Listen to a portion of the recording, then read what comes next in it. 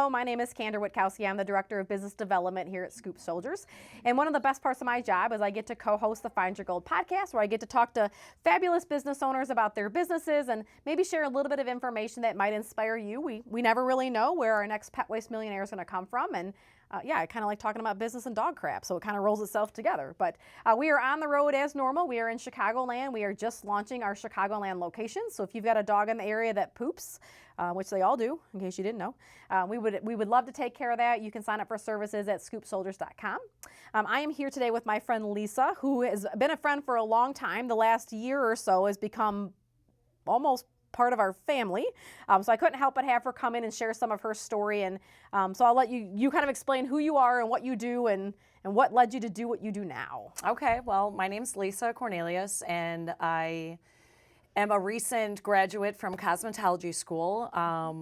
I felt like I was stuck, at my job and a couple years ago, and I decided that I wanted to go back to school. And currently, I am back at school again because I was given a scholarship to be a student teacher at the cosmetology school. Okay. So I am student teaching there, and I'm still doing hair on the side, which I have the best clients. And I started a traveling business, which is called Traveling Friends, and that's where I would go into people's homes, and if they need a service like waxing, their haircut, toenails clipped, pedicure, facials, anything like that. That's what I have been working on currently. Yeah. So you didn't start out in cosmetology, right? I mean, you're like me. We both are like 20.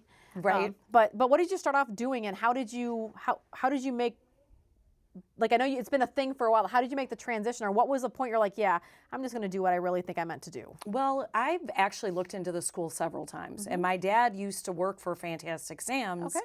He was a warehouse manager, so I was actually like a model, and in high school, like, was able to go with a couple of my friends to this beauty show, and we were models for Fantastic Sam's when they were like coloring our hair. So I've always been like interested in cosmetology.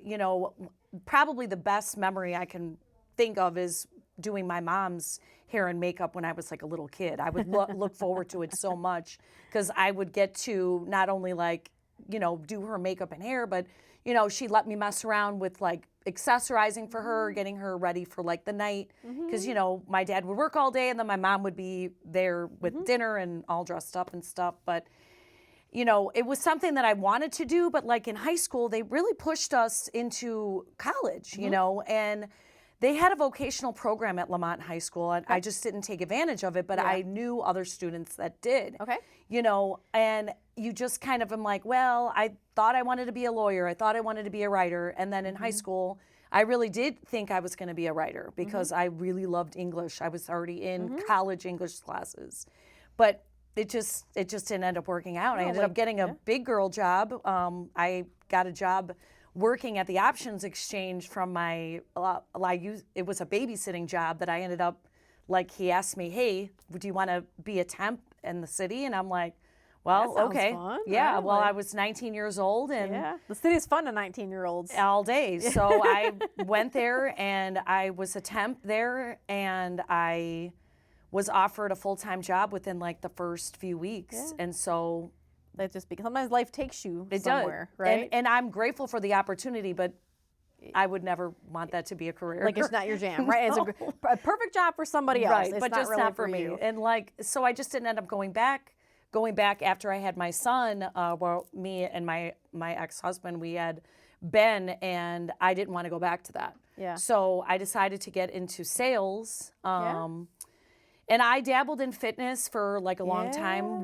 Fitness was kind of was where my original passion was, like my second passion was after cos. But what I loved about fitness is you're helping people. So I really enjoyed that. So I got really into that while I was working in the city, because I got out of work at 3:00.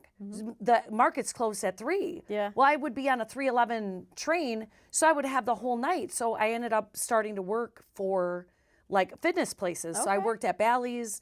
I was one of the first people that worked at the Naperville one that is now LA Fitness, or was that like whatever it is now. 95th or 59 or Yep. whatever over there? but I was one of the first people that worked there. Yeah. And I was a trainer. So I always kind of had like this service mind, you know, like wanting to do something to like help people, right? Feel good. Yeah. You know, so fitness was definitely it, you know. I ended up getting an opportunity at the Y, and that's how you and I met. Yeah, that's right. You know, so with that, I kind of took the Y as far as the Y was able to take me at the time. Right. I ended up getting passed up for a promotion twice, and I'm like, well, I'm out. clearly this isn't for me, you Right, know, right. even though I love the Y, but it started to get too corporate-y, I guess you Just could where you're call it. at, just like if you're at a spot in life, like just because you're somewhere, it doesn't mean that you're meant to be there. It doesn't mean it's bad. Exactly. Doesn't mean it's bad or good, Right. but like there are certain points that, and maybe the why would be perfect for you now. Like I mean, like Exactly. things kind of Right. ebb and flow, and it Right. doesn't just because it doesn't work now doesn't mean you got to like burn it down. No, but right? it was Like, a great it's- experience. Yeah, And yeah. like, I still run into people from the Y and they're like, oh my gosh, I miss the Y, you know, because it was like the cheers of gyms. It was. I mean, It was right great. up the street. Right up the street. So It was great. And now it's not even there. Yeah. You know, which is so sad because we built like so much Yeah. from where it started to then where it ended. But I mean, again, that was a chapter that closed for me. So then did you end up? I remember you were at the chamber. I was at the You chamber. were at the chamber for a while. So the chamber was like a dream job for me. yeah, it was pretty nice. Andy's a pretty good boss. Well, and I loved helping people in the community. Like when I knew a business was going to be opening up, I would go there. Lori and I would go there. Yeah. We would check it out. We would like find out about their business. Mm-hmm. We would try to set up their ribbon cutting for them right away and just really make them feel welcome in the community. Mm-hmm. You know, so I loved that job. The problem is it wasn't a full-time position. Yeah. And I was single at the Yeah, time, so I yeah. needed You had- something You had full-time bills. all day. Yeah. So, but I always like, you know how you have these feelings. So I got a phone call from Anytime Fitness when I was working at the chamber, and they're like, "Hey, we have to cancel our ribbon cutting because our manager just quit." So I'm like, "Oh, what are you looking for a manager? Yeah, Because like, I have fitness Let me experience." tell you a little bit about my background. So she set up an interview with me, and I was very transparent with Angie. I said, Angie, I'm going on this interview. You know, fitness Right. was my thing. I have a right. huge fitness background. So anyway, so I ended up interviewing. I was offered a position on the spot when they found out what my background was between the Y and Bally's and all that. And I ended up leaving the chamber, and I ended up then working at Anytime Fitness full time, and they made me a regional manager, which was a great opportunity. But then again, I outgrew that position. There wasn't any more money for me. I Nowhere else needed to benefits. go. Exactly. Yeah. So I just, as life happens, I decided to follow a different path, which was, let me try banking out. I did not know that. That must have been a very. Short-lived. It was a little over a year that I was there, and I loved. Which bank did you land at? I went to West Suburban Bank because Because we know everybody at all the other banks. I did, and and not that I would have minded that, Right. but with West Suburban, I wanted to try to see if I wanted a quieter, kind of Right. slower paced job. Well, I realized that wasn't for me. Okay. But they did tell me when I interviewed that they were hired from within. There's opportunity for growth. Well, once that 1 year hit, I decided to interview for like a HR position or something because Right. I had change. experience in Yeah. that though too, you know. Well, I wasn't. They said that I needed more direct HR experience. So I'm like, well, it's time to transition again. Right. I can't do that here. Well, Yeah. because I'm stuck. Like I'm stuck, you know. And whenever I'm stuck, it's like it's time to flow, right? Well, I decided to go back to gym again, to go to a gym, and I got what I used to think would have been a dream job. Yeah. I ended up being a assistant manager. I don't know what they called it, but it was Right. assistant manager, assistant like person that was at Export. Because I've never worked at a big box gym. It's been a while. Yeah, I worked at Bally's, but that was when I was younger, like 20, 21, 22, right? So I'm like, all right, Export, this is it. And they hired me to work in Naperville. Well, guess what? Within 2 weeks, I was transferred to St. Charles. Oh, that's for those not familiar with the area. That's not quite as close as No, exactly. Naperville is. And then yeah. within a couple weeks of me working in St. Charles, I got transferred to Batavia. Yeah, that's getting farther.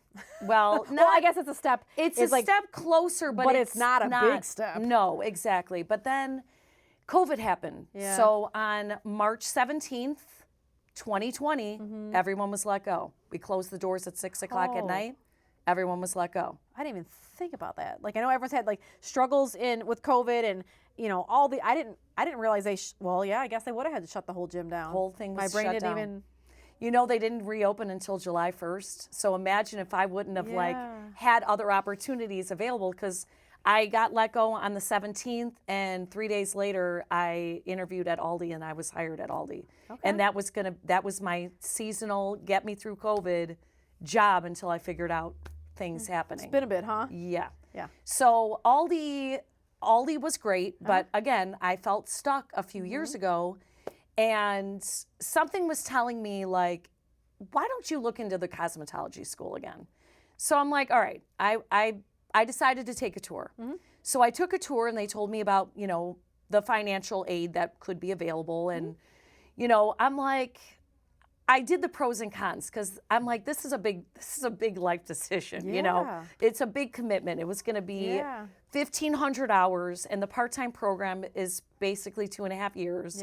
So I would be working full-time and then in school part-time. So I'm like, well, I've worked 2 jobs most of my adult life anyway. So I'm like, well, let's give it a go. And I laugh, and I like telling the students, because I'm student teaching there right now, I like telling them that the night before I was supposed to start school, I was trying to talk myself out of it.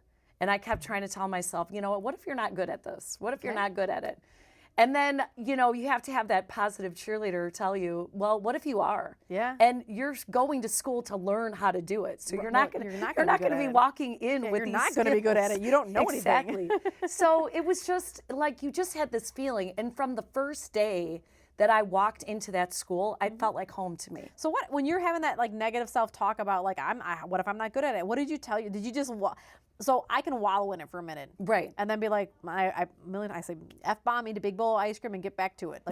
Like, what's the choice, right? So what was like? Did you just wallow in it for a book or a TV show or two, and then be like, you know what, this is just crazy? No, so I was actually trying to sleep, because you know it's the night before the big day, you know, and I'm an overthinker, and I think about everything, right? So it's the night before, and it's like, like what if you're not good at it? And my response to myself is, what if I'm great at it? What if I find that thing that is going to like make me happy? You know, find that good balance again, like it was when I was at the Y. I loved what I was doing. I always enjoyed it, and so when I went to school, the first day I was there, I'm like, oh my gosh, I love it. This is me. Like, I'm here. Exactly. You know, and I put a lot of pressure on myself, because I'm so used to like being timed, like at Aldi, like right now, like everything's timed. So like I felt rushing, like while I was going through like some of these like services, and I'm like, I had to keep telling myself, slow down. Relax. Like, it's okay. We're just doing hair. It's gonna be all right. We're gonna be fine. So from early on, I was already interested in teaching, because I found myself more proud of like the people that would be around me, my classmates who were struggling with something, finally get it, you know, where it clicked. And I'm like, oh my gosh, I'm so excited for you. You did such a great job. So like while I was in school, I'm just trying to piece things together. Like, what am I getting from school? What am I good at school? Where is this taking me? Like, I'm in the right spot. Where is it taking me? And then I'm imagining that you're saying, I don't want to miss an opportunity, because I think I know where it's taking me. Exactly. And I also felt so blessed, because I would get these amazing people in my chair. And, you know, with someone that was going through a divorce, or someone that was going to her son's wedding, and she hadn't seen like that part of the family for so long, you know, and so I was figuring out that it was way more than just making someone look good. Every time someone left my chair, they felt better than when they came in. You know, when you would find these girls or these students that, you know, they were in 5th grade, and you find out that their mom brought them in to get a service done because they're getting bullied. And she's like, I just want my daughter to smile. And you're like, oh my God. Well, of course. But of course, what do you think? You're not just trying to make somebody look good. You're making them feel good. Yeah, well, when you feel good, you're more confident. You do better. Exactly. Right? Like, and if you feel good in a sweatshirt and hoodie, then have at it. Right. Like, you know, if you rock a messy bun and you love it, go ahead. Right. But whatever it is that makes you feel more confident is where you're heading for. It's not just, And people open up when they're in the chair. They're going to talk to you about stuff. Well, they're going to talk to you about stuff that, you know, might be bothering them. Maybe they don't have anybody to talk to, you know? And they always call like stylists, they're called therapists because I didn't know that. Yeah, we're really like therapy. So what do you think that makes it? I mean, I'm looking back, like when I get my hair done or whatever, I'm like, am I using that as therapy? Like, what do you think that is? Like, what do you think it is about a hair salon chair that makes you want to do therapy? Well, because when you get something done for yourself, you feel good. Okay. Doesn't matter what it is. I can agree with that. You know, if you need a scalp treatment, let's say that you work a lot, you're on your feet, you're getting a pedicure, like you're getting these services done. Yeah. So a lot of, if you're able to converse with someone and you'll be like, hey, what's been going on in your life? And if someone is caring, they're going to open up. Yeah, and if they know they've got a good listening ear, like that's true, they're gonna open up. That's true. So then, once you graduated, so you have the two businesses. You have the salon, and that's over in Yorkville, right? Yes. Yep. And so you do regular. I don't say like regular old people, but you do like I can make an appointment, and go get my hair, and you just do hair there, cut and color. I do hair there. I can also do facials, but I've only done like a few of them. I love doing them. It's just your space is the space not conducive to it, or it's just timing. I'm not able to really book a lot of people at the moment with my schedule. 8,000 things. And then the other business, which is where we've always been friends, but we became closer friends, like I needed you, was you do in-home services. Yes. And so are a majority of your in-home services people that have a hard time getting out of the house? Or if I'm like, hey, can you just swing by the house and cut my hair, you'll cut my hair? It's usually more of the first option where they can't leave their home or, you know, they're limited on the things that they can do. You know, and I already had this game plan while I was in school. Okay.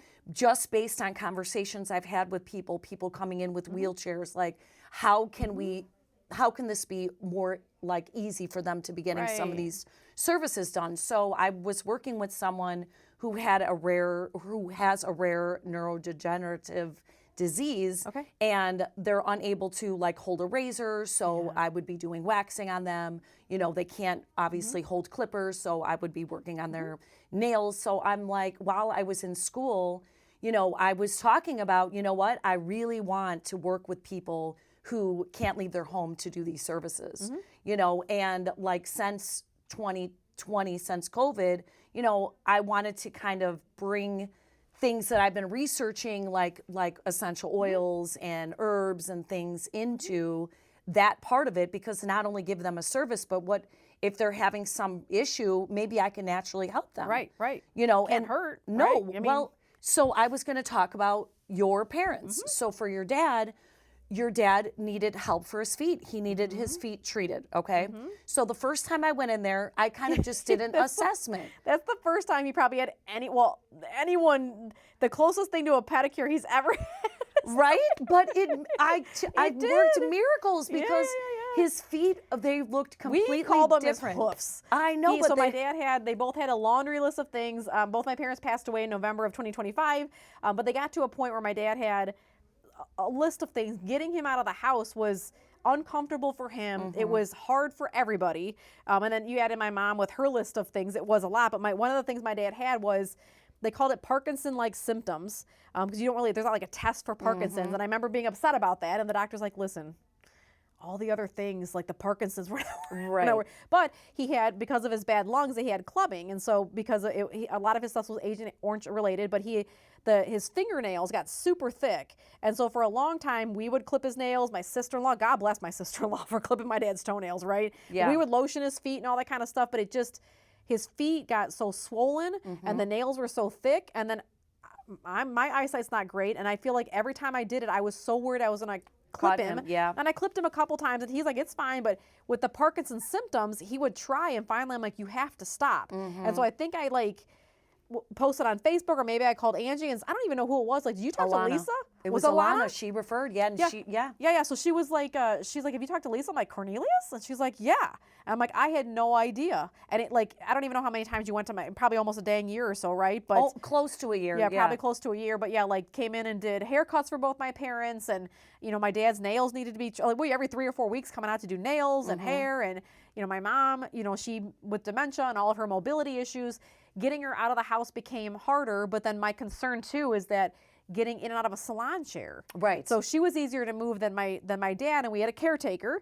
But getting her into a salon chair, I'm like, she's gonna fall. Like, you know, like to no fault of the salon owner. Right, I'm like, right. she's just getting harder. And she had glaucoma, she couldn't say anything. Yeah. So it just ended up, but you know, I was thankful for sure for all the stuff you did for my dad, but my mom, like you helped with some waxing on her eyebrows and like did a couple facials, and that's something that I don't know someone that's mainly homebound would get. Right. Right. And I think that it really, I'm gonna start crying. It really probably helped my mom, even though with her dementia, she probably couldn't always verbalize things. I think it genuinely helped her feel better. And so for us to be able to have someone come in the house to do that, one, it's like between like you and Deb and like the cleaning lady and like, you know, all the other things, it allowed when my brothers and I were over there to not have to clip toenails. Right. Like we were able to actually just sit and enjoy our parents and not be focused on all the little chores. So like for that, I'm even more grateful. But we have cameras everywhere at the house, right? And when you would leave,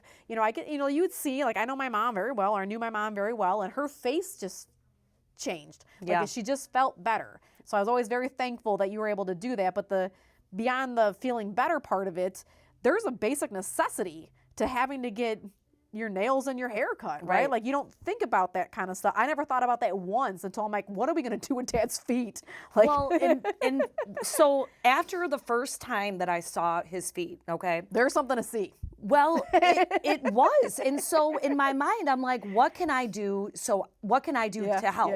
So like I brought in like a foot bath with some essential oils and some like bath salts. And I kid you not, his feet, every time that they just kept getting better and better. You know, so I wasn't just doing just the toenail clipping. I was doing him a service because, you know, his feet, they felt better, they smelled better. He had neuropathy. So like with his toenails, like he would even say like with his socks or his slippers or whatever, just sometimes the fronts of his toes hitting the front of his socks. So we would like pull the tips of his socks off for him and stuff. But when his nails got anything close to being long, it hurt. It wasn't just like, oh, I got to get these on. Like it was, so yeah, some of it was, you know, like you think about cosmetology as being, well, you want to look nice. Of course. But there is some physical pain that went with. So you took care of my parents. I know you have some other patients. Are there other patients' illnesses that you feel like pain or symptom wise you're able to help?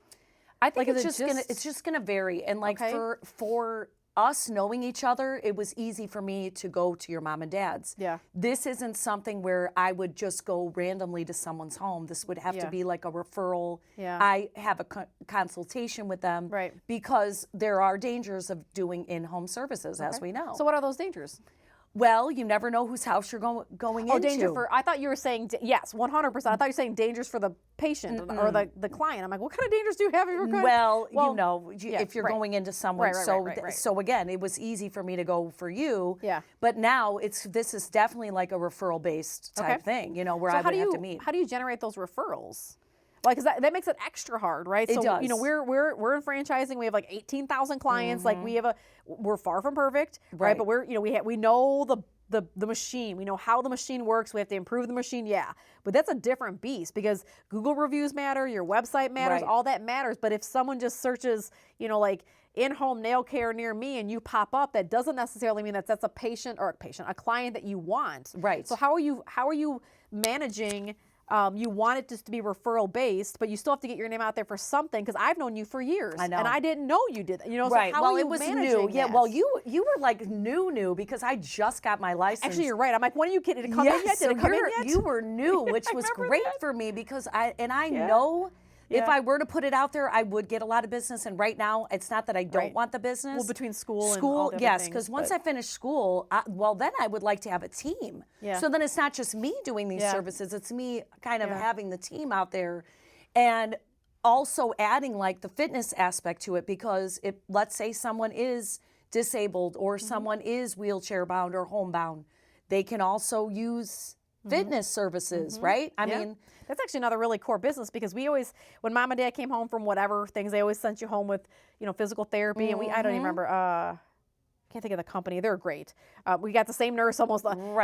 fortunately, unfortunately, mom and dad were like a tag team. Like, you're in the hospital, I'm in the hospital, you're in the hospital, I'm in the hospital. So it seemed like the DMJ, that's who it was. Their people came out, and it was almost the same therapist, the same occupational therapist, the same nurse, because they were just, my parents were in and out so much. Right. But when the physical therapy was over, as much as we had Deb, our caretaker, help, you know, like doing the arm things, and we had the little bike thingy and all that, I think there's probably some lot of liability to it and risk for you, but there's some benefit to having in-home activity that's not technically physical therapy. Well, like, think of Silver Sneakers. Yes. So Silver Sneakers, which if the senior center used to have it, I don't know if it is currently, but Silver Sneakers, it is like a science-based like program that's not just for active older adults, it's also for people recovering from surgery, injury. So that is something where it's a safe program, very easy to use if you get like Silver Sneakers certified, you know, which I have been in the past working at the Y, you know, so for me, it's about finding services that people could need and utilize, you know.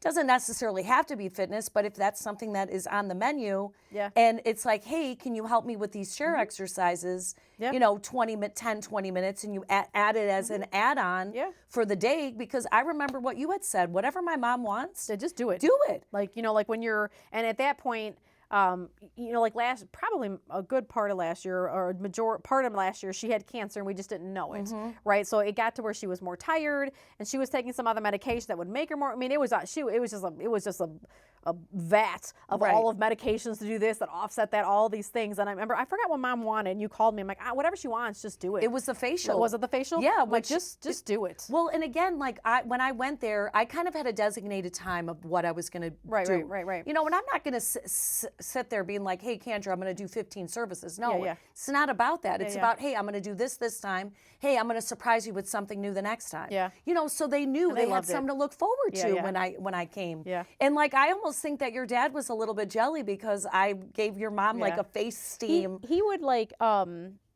don't, and like cosmetology, like that wasn't his thing. Like, he's like, just cut my hair, is fine. Right. But I think that as my mom's, another point to so you might not even realize, was as my mom's dementia got a little worse, she became less communicative. And my dad's never been a chatterbox. Yeah. It was this is my mom, like, it's my mom. But I don't think we realized his need for like communication. But I mean, when we had the extra, Deb came more, and you were like, we arranged it, but you never really realized till like you would call and be like, I had a great conversation with your dad today. I'm like, my dad, you know, because you don't realize until you look at the camera, or you're someone from the outside saying like, I didn't think about it. Because like when you're in the heat of that, I'm like, someone's got to cut his toenails, someone has to cut hair.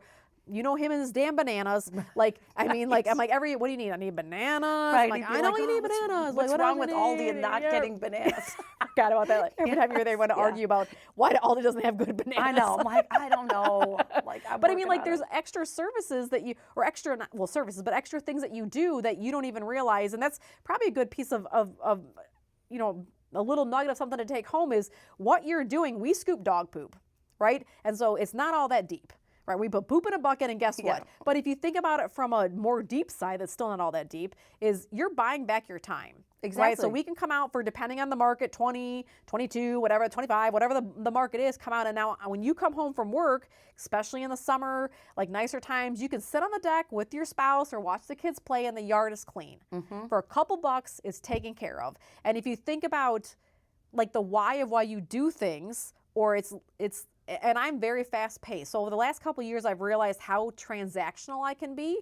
I'm like, how are you? Good, perfect. Can you get, like, my brain doesn't stop. That's why I'm trying to be better at that. But if you stop for a second and look around, it's more than just picking up dog poop. No, I'm not saying that it's all this deep, like we're changing the world and, you know, like we're going to solve the world's problems. But if you can give someone back a half hour or 15 minutes to just come home or I don't know about you, come home and I'm like, this is one less thing you have to worry about. Like all the 5-minute projects in my life were sucking the soul out of me. Right. So those kinds of little things. But if you think about from your standpoint, that flip, for my parents, you were physically helping them, you were making them both feel better, and then providing them with some communication. And even though I feel like sometimes like we don't have enough people going there, and sometimes my dad's like, can you stop sending people here?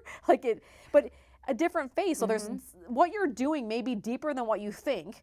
And that's sometimes can be missed. So I'm glad that you noticed it and you would spend the extra 5 or 10 minutes, right? Or you know, I'm sure you had with my dad, he liked Lifesavers because all the medications he was on, and he would pick out the yellow ones, and her name is Lisa. My dad called her Red. Yes. For because when he first obvious met me, reasons. he first met me, I had red hair. Yeah. And your parents would laugh. They'd be like, what's your name again? And they're like, well, we're just going to go with Red. I'm like, I'm fine with that. You know, it's totally good. But it was funny. You know, it's cute. So he would we'd get all of his stuff, and he'd always want to pick the yellow. No one could eat a lemon, or not a lemon, the pineapple Lifesaver, because those are for Red. Yeah. I got it, Dad. Yeah. But like, you don't even realize the bond or the connection. I mean, I know I've had connections with hairdressers. I mean, my Aunt Jo was my hairdresser for majority of my life, which makes me you automatically have that connection. Right. But you don't think about the connections that happen, and then you don't think about the connections that are lost when someone can't leave the house. Right. So in your business, and I know you love the salon and the cut and the colors and all that kind of stuff, in your business, what's your goal? Like when you get done student teaching, is your passion and I know things change, are you thinking that as you graduate from student teaching and you're a teacher, are you thinking you want to just do student teaching and in-home? Like, how are you going to? So the space that I have that I do hair at, I'm hoping that I always have a place where I can do hair for somebody, because you know what? I like doing it. It's almost like I'm meeting up with the friends. Like, I have the best clients because I met them when I was at school, okay? And I want to student teach, or I want to teach, not student teach. I'm student teaching now. I want to be an instructor, just for the fact that there's so much involved in the industry. And it isn't just about, hey, come in my chair. Again, it's about finding what you can do. You know, at our school, we'll send students to help at like junior high, where let's say that they can't go to a salon, but they need help getting their hair untangled. Oh. You know, there was a time that we had sent, I think it was like one teacher and 2 or 3 students, and it took them like 5 hours to untangle a young girl's hair. From what? Because her mother had passed away and her father didn't know how to do her hair. So I'm laughing because when Michelle works, and when the twins were little, I'm like, who did her hair? I was like, I did. And I'm like, okay. Well, I could have guessed. You guys, like, these are things that, like, there's so much more than just cutting someone's hair. Right. You know, and we had a woman that just went through like chemo. So she was losing her hair. So she came in and she wanted us to, you know, work with her on that. So like, there's just... Right. It's deeper than you think, just getting your grays covered, which I've quit doing. Exactly. But like, I want to kind of show students, or, you know, cosmetology students in training or stylists in training, it's more than just being a blonding expert. And if that's what you want to do, that's great. Right. But it could be deeper. Exactly. And you stay in the industry though. Like, do something. If you go to work at any other salon or anything else, know that there's so much more that you can be doing. Right. You know, like if you want to help at like, I've offered to do like haircuts for people, you know, at Hesed House, you know, when I have a chance to. Because I know right now my schedule is really tight, but when I have the opportunity to, the future is for me to be helping people. I want to help people feel good and look good. I know you're balancing a whole lot of stuff now, but like, talk to me a little bit about like the marketing you do for your salon. Is it mainly, and I know your marketing now is probably different than what it's going to be in a year. Yes, right. Because 100%. you'll have, like, between your full-time job and your student teaching and all of the other things, I assume as one of those clears off, you'll have another chunk of time. Right. So how are you managing now with your marketing? Because we talk about the digital spend and the digital footprint and your social media and your SEO and like your local networking, and like, there's so much that goes on into marketing that it's not one thing. So how are you managing to keep your chair full but not too full, and do all of your, how does that work? Well, my brain's, it's wavy in here. I don't know how you're doing that. Well, so like, riddle me this, Batman. I have a walking business card. It's basically my hair. Everywhere I go, every single time I'm out, someone is telling me that they love my hair. Yeah. So I know that I try to keep it as vibrant and as fun as I can, and I am constantly changing it. Well, if someone asks me who did your hair, it's me. Yeah. And or I'm going to have a student help me, you know. So it's just... That is one way, because they're meeting me. I'm getting to know, hey, I'm actually a student teacher at the school. Yeah. We have some great, like, that is a way for me to be promoting the school also, or I say I could do it. Right. Okay. Okay.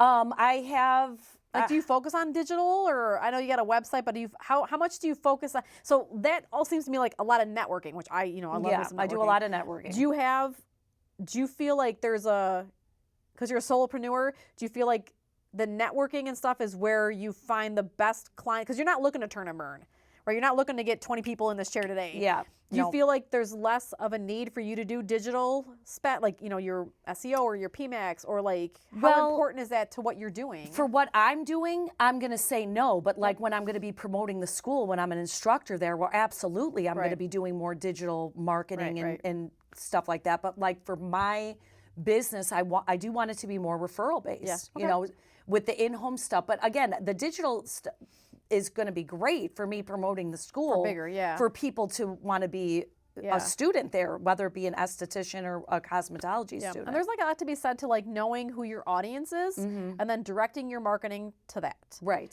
So we are, we strive for 4 stops per hour, right? So we are turning and burning.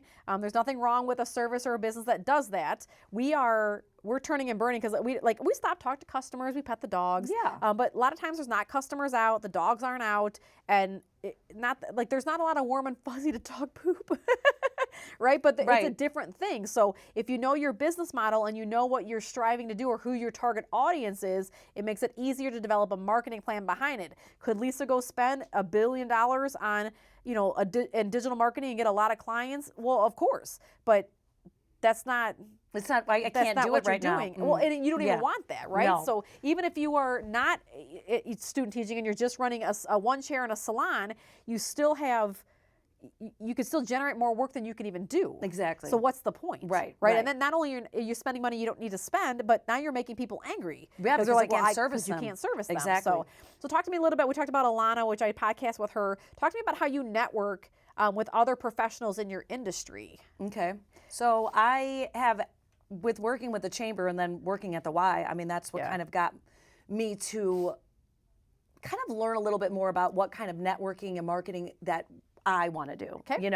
I was involved in a lot of groups, like organizations, like Kiwanis, Rotary, Optimist Club, seeing some of that stuff, and not saying that I wouldn't want to go back to any of that. It's just I have to figure out what's going to work best for me and my time. Yeah. So, if it were up to me, I would give to every charity that I could because I want to help everybody, right? Right. But that's not something that I can do. Right. So whenever I'm out, I'm always trying to meet people. I never know who I'm going to meet, and I never burn a bridge. So even if someone does me dirty, it doesn't matter because they might be my boss someday. But you never know. Exactly. Yeah. So I always try to leave, even if something is like not a breakup, but even if something isn't great, I always try to leave respectfully.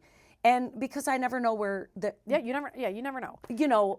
I have gotten offers from previous managers who've wanted me back before, and I take that as a compliment. It's like, look, okay, it didn't work out. Yeah. It didn't, but that doesn't mean that I don't have respect for you. Yeah. So like how I met Alana was just through like a networking event. Yeah. Really? Yeah. I kind of thought you guys must have met at the hair school, but you just bumped into each other again at the hair school. And she speaks up there, right? She did, yes. And I was very great. I told her, I'm like, that's so great because we love. You don't know, right? Well, you never know, and you want aspect. people to see what what businesses, what opportunities are out there. So for her being an esthetician, I was telling her about me being at cosmetology school. Of course, I had crazy hair when I was at this event. It was like neon green, pink, purple, And, I was just telling her what I wanted to do. I'm like, hey, I'm going to school, but what I really want to be doing are like traveling services. Yeah. So I was talking to her about it, and I'm excited about it. I think it's something good. It is. So that I've been telling people about it even at school, and I feel like if you put it out there, you're more likely to have it happen because if people are going to be checking on me and it's something that I really wanted to do, and I'm like not turtling it, not doing anything. You keep those good ideas in your head. They serve no purpose. So if there's someone that's watching that is a cosmetology school or is a cosmetologist, what would you tell them is the best reason why they should consider helping, not even full-time, right? Still have your salon or still be in school, what would be the best reason why they should consider doing some in-home services? Because it makes you realize that what we're doing is not just like a luxury. Okay. It's a necessity. Okay. People do need their nails clipped. They need certain things done. And I guess it just makes you appreciate the fact that we're able to do these things. So why wouldn't you want to try to help people out? Yeah. You know, and I was able to do a presentation about this at school already, student teaching. And I told them, I'm like, I asked everybody to raise their hand. How many of you guys can shampoo your own hair? How many of you guys can hold a razor? How many of you guys can hold toenail clippers? They all did. Yeah. But if you were to ask certain people, they might not be able to do any of those things. Yeah. You know, but don't you want those things? In the summertime, for women, they may want to shave their legs. So they can't. So if we're able to provide them with feeling just a little bit better. It helps. It really does. So if there's one piece of advice that you could tell someone that's coming out of cosmetology school to always do this or never do that, what would be one piece of advice you'd tell a cosmetology student or a new hair professional? Well, as a hair professional, and many of them will say the same thing, you're always going to be a student. Never stop learning, and that goes for everybody in life. Okay. You know, and I guess the never is don't burn any bridges. Yeah. You know, you don't know if your classmate is going to be your boss. You don't know. That's a life lesson, even if you're not in hair school. Exactly. But like in school, you know, you may not be there to make friends, but they're almost like going to be like family. Like the industry seems big, but it is not. It's a small industry. Yeah, I mean, we're very similar. So like I've been in the pet waste removal industry for 26 years, and I don't know everybody, but I like the 6 or 7 degrees of Kevin Bacon. If I don't know who they are, I know someone who does know who they are. Right. Like it's a nationwide industry, not as big as hair at all or cosmetology. But yeah, you get in your little industry bubble, and you can be a big fish in a little pond sometimes, and that's helpful for all. What about business strategies, right? So long term, who are you structuring around you to make sure your business is successful, like an attorney or an accountant or a marketing person, or not even that you're paying them, like with the chamber, there's a lot of benefits with the chamber. Is Chad just left? Is Chad helping with your IT? I mean, like, how are you structuring to make sure that you're a small business owner who's going to succeed quickly by using the relationships that you've spent years developing? Well, that is a great question. So with that, I do know people in the area, like everybody. Yes, I do know people in the area. So once it gets to that point, I already kind of have some things in place. So I'm using this year because I just started school back in September. And a funny story, and I'll be quick. A funny story is I was actually supposed to meet with Jim Bailey the same day I was offered a full scholarship to cosmetology school. Because I was going to put in for this particular like business, and I was just going to focus on the business. Well, once I got this opportunity at school, you can't pass I didn't that. want to pass it up because I was offered a scholarship the year before actually, and I had just graduated in 2024 June. So in September they already wanted me back to student teaching, but the schedule didn't line up. And I'm like, you know what? If I get the same opportunity with a better schedule, guess what? I'm going to take it. Okay. And I did. Okay. So what I'm focusing on is finishing school and lining up, okay, once I'm done with school, I'm going to do this day in the chair where I'm going to take clients at like in the salon. And then these are what I'm going to line up for these traveling. Like around the And that's so what do you think the benefit, so what would be the benefit, or what's the draw for you to be your own boss and not work at a salon? Because I want to be able to choose what products I use. I like using natural products when I can. You know, I like using things that are safer for people's hair. A lot of times when you work for a business, they're going to tell you what color line to use. And I don't want to do that. I'm not in the industry to make $300 off of someone in 2 hours. And I'm not saying there's anything wrong with that for these high-end salons. I'm not saying they don't deserve it. They do. But that's not why I'm in the business. I'm in the business to kind of make it a little more affordable, you know, do what I can to help with still that. pay the bills at the house. Exactly. You know, like keep yourself fed and maybe take a trip or two. But not necessarily. And I think that's an important point to kind of talk on too is, one, I don't think people know their exit strategy. And as your story shows, you are very intentional and you've always been a planner. But your plan can change, and that is okay, right? All right, so let's talk about branding of your business, right? So it's important, like you've talked about your hairstyles, like your calling card. When you picked a logo and a business name, like what went behind that, and then how do you try to keep that company name and that theme and that feel in all of the things that you do? So I actually got my business card and my logo from Mark.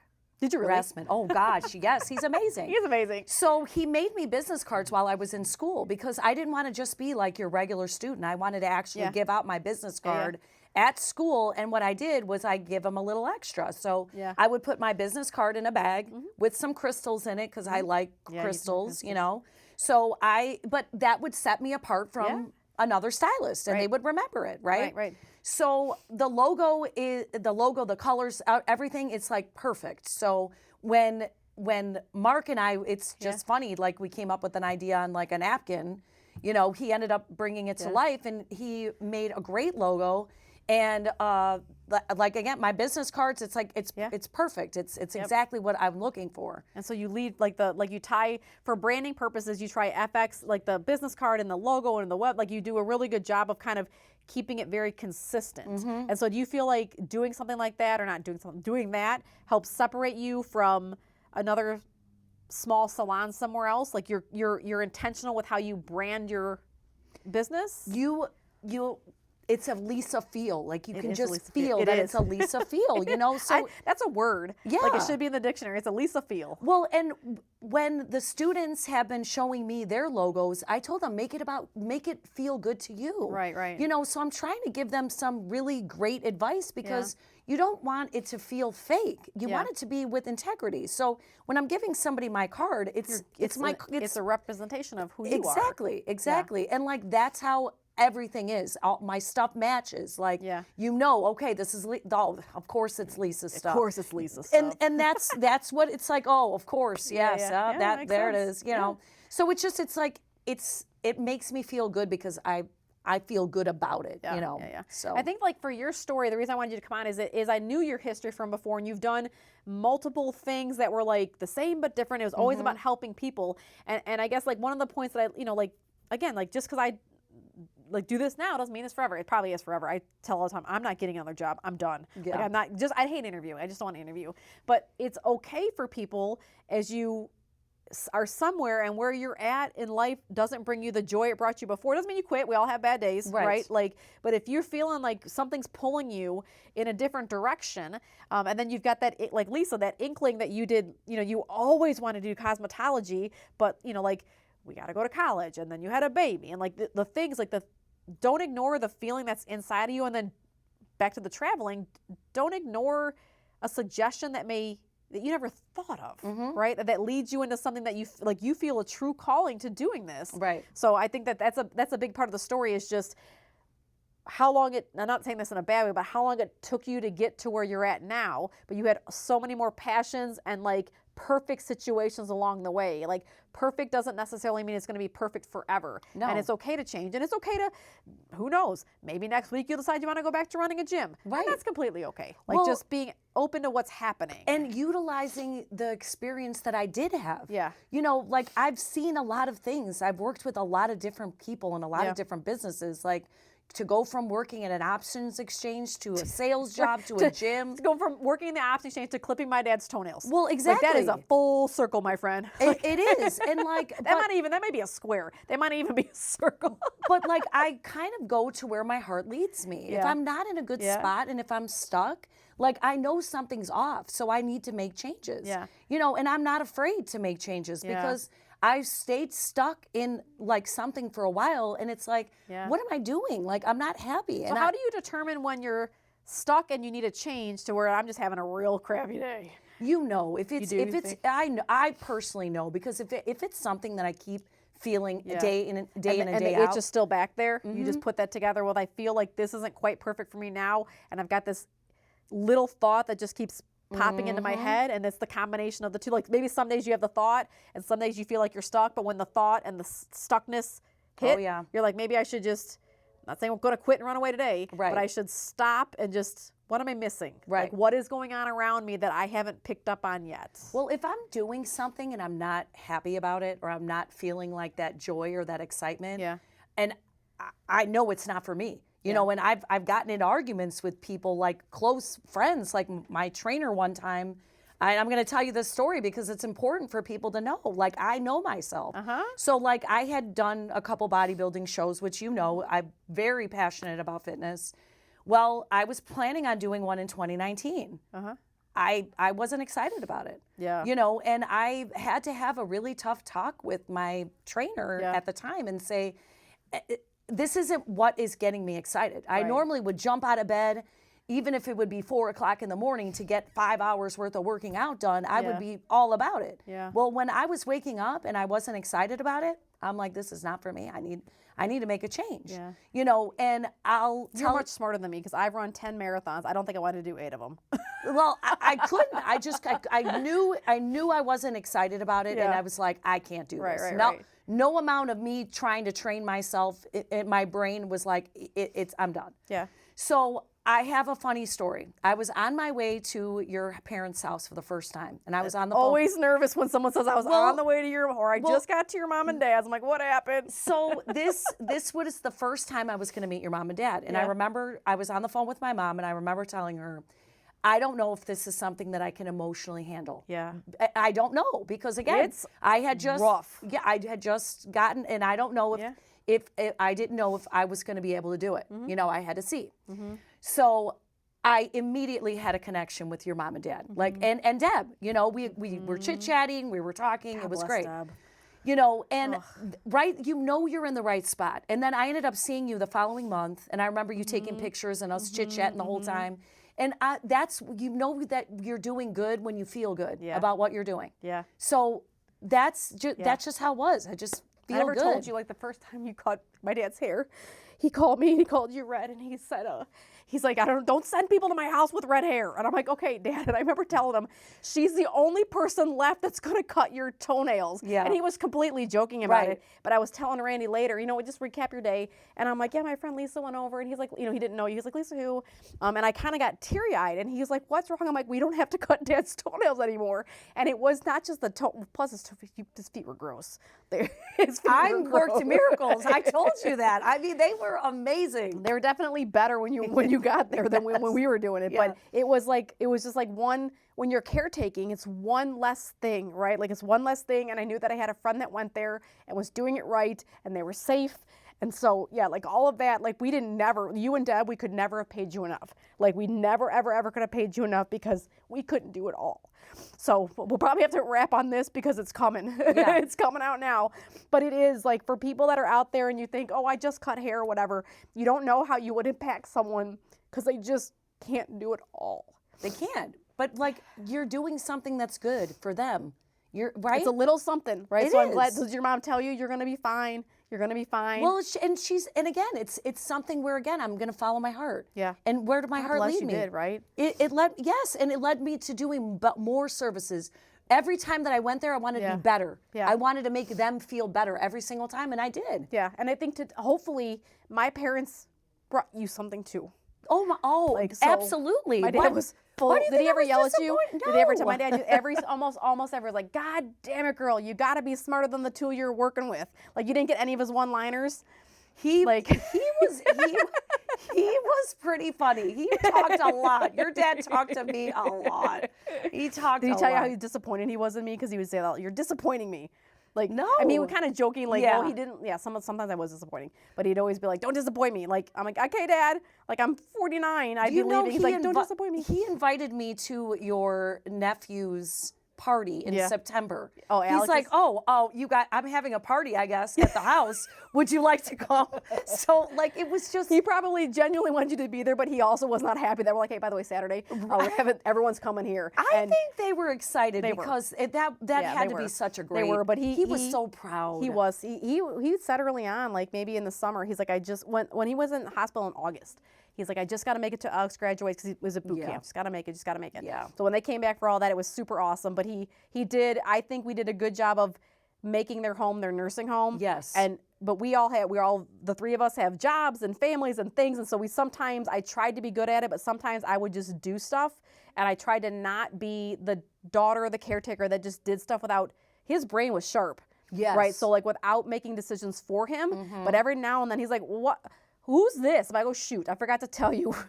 Lisa's coming to cut your hair today. Like, Yeah. you get busy with stuff. Or I'm like, yeah, you got about 50 people coming over here on Saturday. He's like, the cleaning lady came and she's not usually here. I'm like, oh shit, I forgot to tell you. There's also going to be a very large cake that's delivered and a bunch of folding tables. It was just really, again, it was a really great relationship. Yes, it was. I'm glad that they were able to give you something. And I'm very glad that they were able to give you something that encouraged you to do something that you're meant to do. Because sometimes we feel like we know what we should be doing, and there's someone that nudges you a bit. You're like, yeah, I was pretty sure I should be doing this. Yep. And so that my parents did that is kind of like, yeah, because you're meant to do this. Yeah. You're meant, like, you've been helpful everywhere, but you're meant to do this. And so I'd like to be able to help you figure out how to do it more, because there's other daughters out there that are like, can someone just cut my dad's damn toenails? Right. Well, my mom's got a hair over here. Can someone plug this? Yeah. I'm tired of, she doesn't like, my mom never liked, I'd hold her head back and pull her chin hair, and she never liked that either. So God bless you for doing. Yeah,